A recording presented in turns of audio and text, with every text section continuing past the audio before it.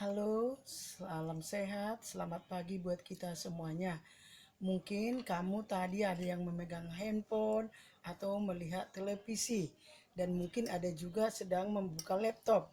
Ya, dengan media sosial sekarang, kita mudah melihat, mendengar apa yang terjadi di berbagai negara ataupun di negara kita ini. Itulah artinya pengaruh perkembangan komputer dalam kehidupan. Komputer ditemukan oleh seorang pakar matematika. Beliau merupakan pakar matematika dari Inggris yang dikenal sebagai Bapak Komputer. Komputer dinikmati oleh masyarakat Indonesia, baik di desa maupun di kota. Ada beberapa pengaruh positif dan negatif perkembangan komputer. Satu, memudahkan komunikasi jarak jauh, yaitu pengaruh positifnya.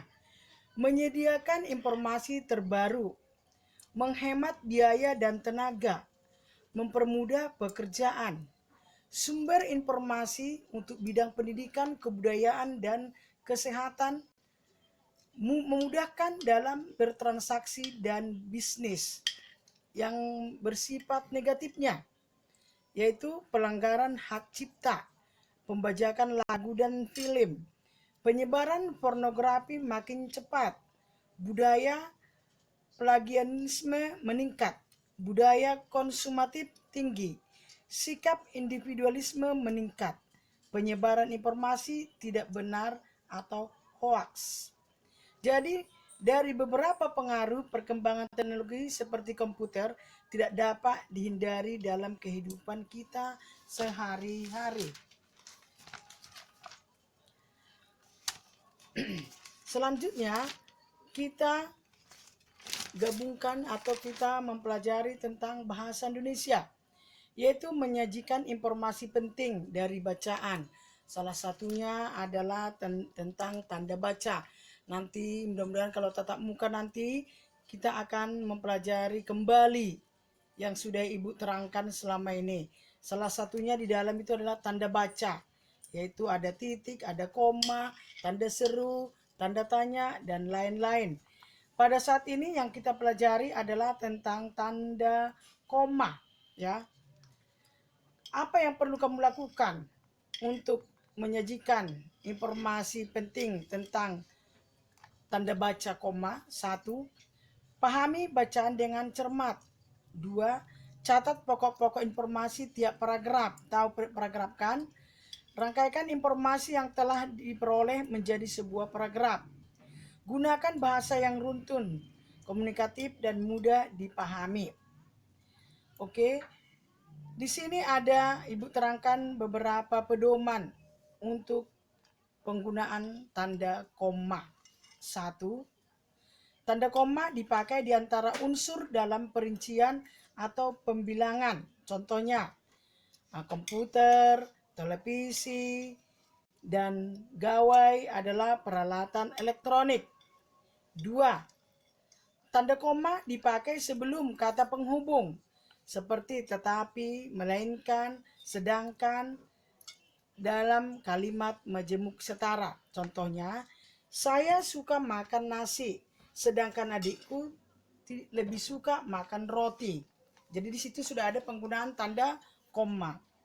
Yang ketiga, tanda koma dipakai untuk memisahkan anak kalimat yang mendahului induk kalimat. Contohnya, agar memiliki banyak pengetahuan, kita harus rajin membaca, dan contoh yang lainnya ya nanti bisa kamu lihat di buku tema kita. Tema 3 ada di situ yang Ibu terangkan dan harus kamu catat ya, harus dicatat.